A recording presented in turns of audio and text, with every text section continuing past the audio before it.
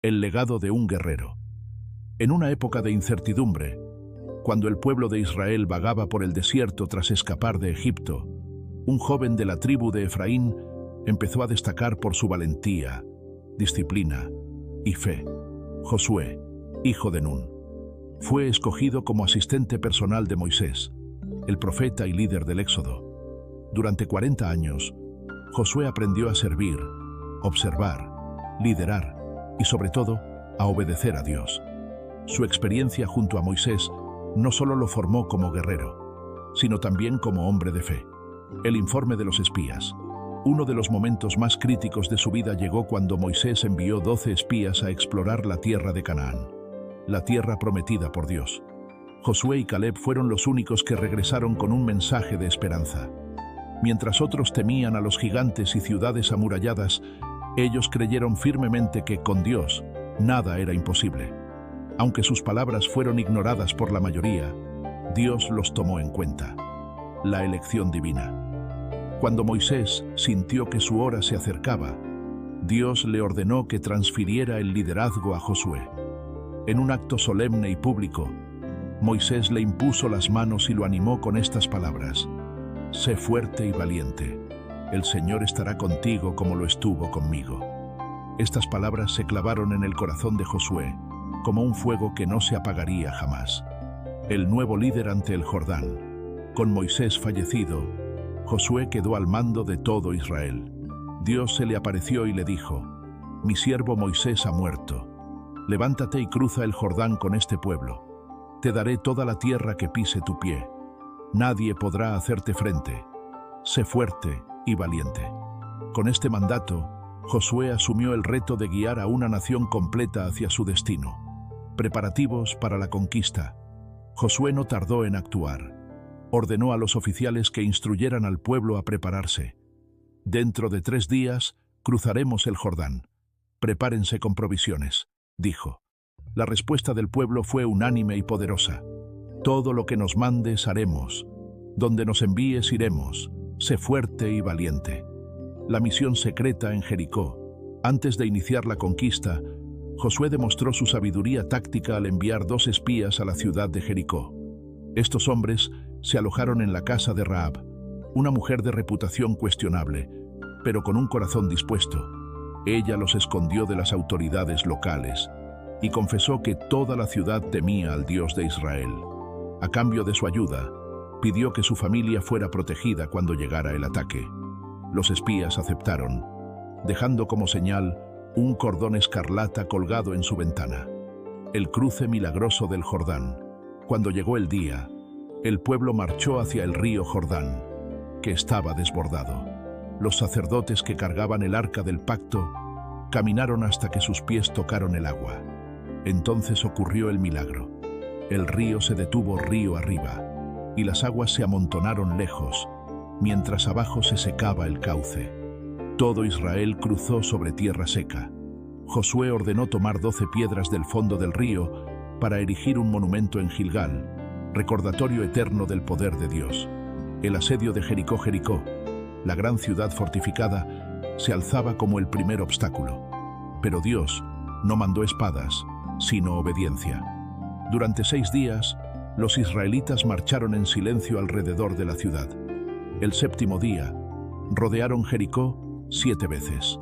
Al sonar las trompetas y gritar el pueblo, las murallas cayeron como si fueran de arena. Israel entró y tomó la ciudad.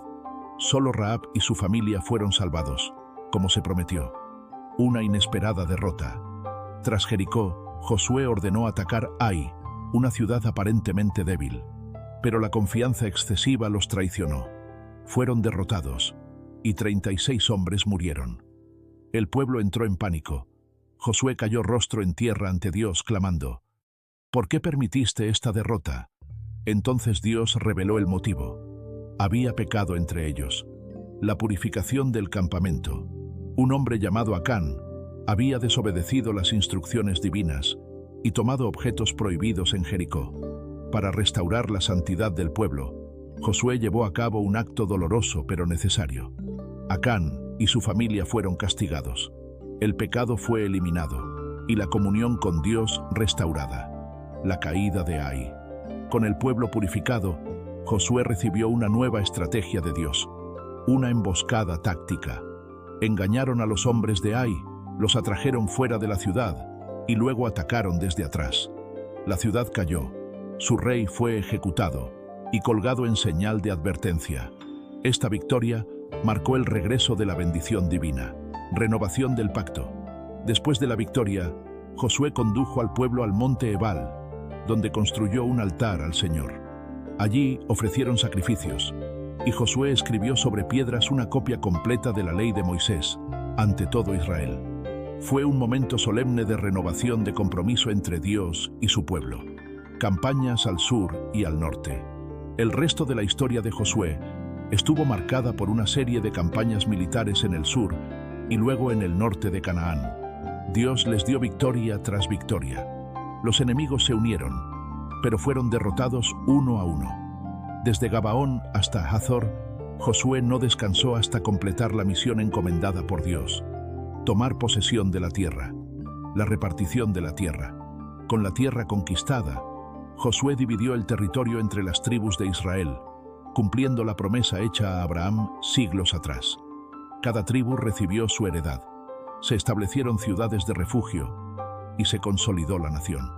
La tierra fluía con leche y miel, y el pueblo vivía finalmente en la tierra prometida. Las últimas palabras de un líder fiel, ya anciano, Josué reunió al pueblo y les recordó todo lo que Dios había hecho. Les exhortó a no desviarse, a no seguir a dioses extranjeros y a obedecer la ley. Con firmeza declaró: «Yo y mi casa serviremos al Señor». Luego murió a la edad de 110 años y fue enterrado en Timnat Será, en la región montañosa de Efraín, tierra que él mismo había conquistado.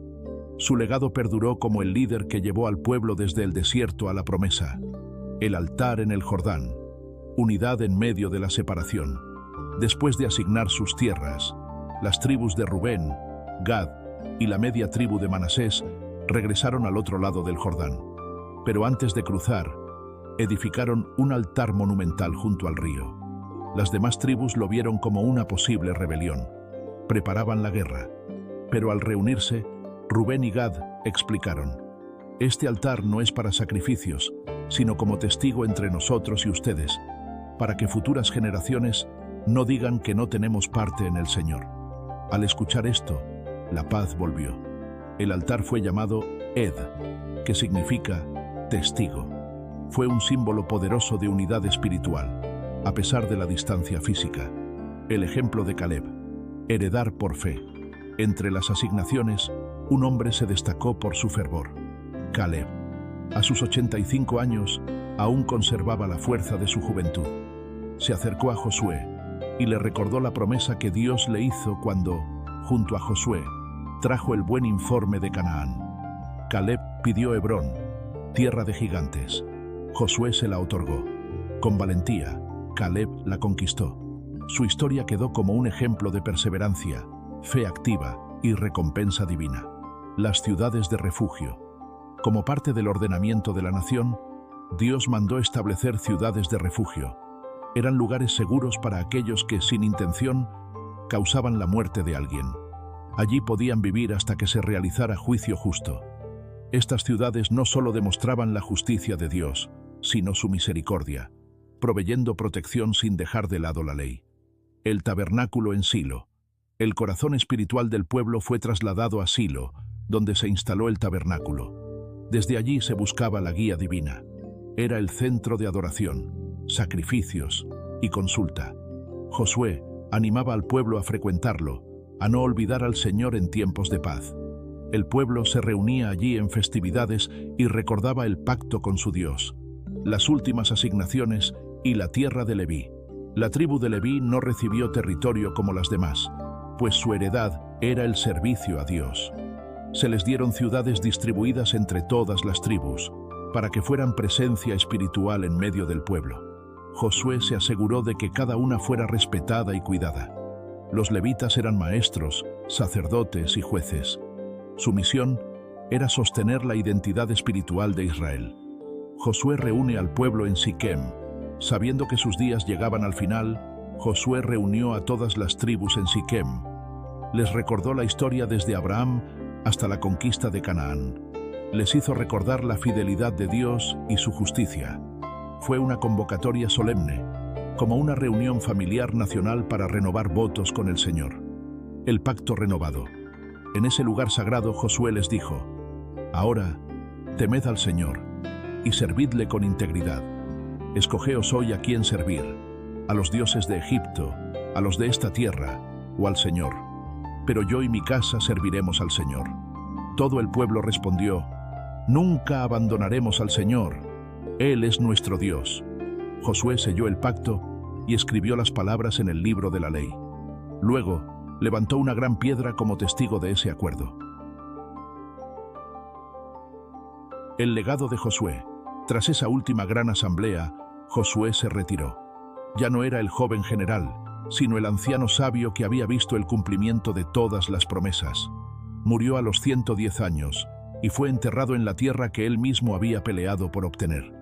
Bajo su liderazgo, Israel sirvió al Señor durante toda su vida y aún después de su muerte, mientras vivieron los ancianos que le acompañaron.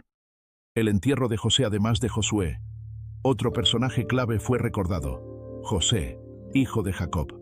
Sus huesos, que habían sido traídos desde Egipto según su petición, fueron enterrados en Siquem, en el terreno que Jacob había comprado siglos antes. Fue un cierre simbólico. El hijo de Israel que soñó con la tierra, finalmente descansaba en ella. La conclusión de una era. Con la muerte de Josué, terminó una era gloriosa. La tierra estaba conquistada, las tribus asentadas y el tabernáculo en funcionamiento. Israel vivía un tiempo de paz, pero también de prueba.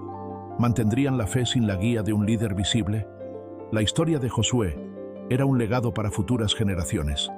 Valentía, obediencia y fidelidad. Él no solo conquistó ciudades, sino que edificó una nación sobre la promesa y la palabra de Dios. Las pruebas tras Josué, los jueces y la fidelidad puesta a prueba. Después de la muerte de Josué, Israel enfrentó tiempos difíciles. Sin un líder fuerte, muchos se desviaron, adorando a dioses ajenos y olvidando la alianza. Dios levantó jueces para rescatar al pueblo en momentos críticos. Esta etapa fue una prueba de la fe, recordando la importancia de la obediencia a Dios y la unidad que Josué había establecido. La advertencia de la tierra dividida. Josué había advertido que si el pueblo se apartaba del Señor, serían expulsados de la tierra. La prosperidad y la paz dependían de la fidelidad. Por eso, él había hecho énfasis en la elección personal y colectiva de servir al Señor con integridad. Su vida fue un testimonio de esa realidad. La bendición está ligada a la obediencia. La memoria viva de la ley. Josué fue un protector de la ley dada por Moisés. Insistió en que la ley fuera enseñada a cada generación, que se leyera en las plazas y hogares. Su legado incluyó la enseñanza constante para que el pueblo no olvidara las raíces ni el pacto divino. La ley era la base para vivir en justicia y paz en la tierra prometida. La importancia del liderazgo espiritual y civil. Josué combinó valentía en la batalla con sabiduría espiritual. Fue un ejemplo de liderazgo integral que guiaba tanto en lo político como en lo religioso. Su historia recuerda la necesidad de líderes con fe, justicia y amor por su pueblo. La tierra prometida, símbolo de esperanza y promesa eterna. Finalmente, la historia de Josué y la conquista de Canaán no solo fue una conquista física, sino un símbolo eterno. Representa la fidelidad de Dios a sus promesas y el llamado a cada creyente a caminar con valentía, obediencia y fe hacia la tierra que Dios tiene preparada. Así, la tierra prometida sigue siendo un faro de esperanza para toda generación.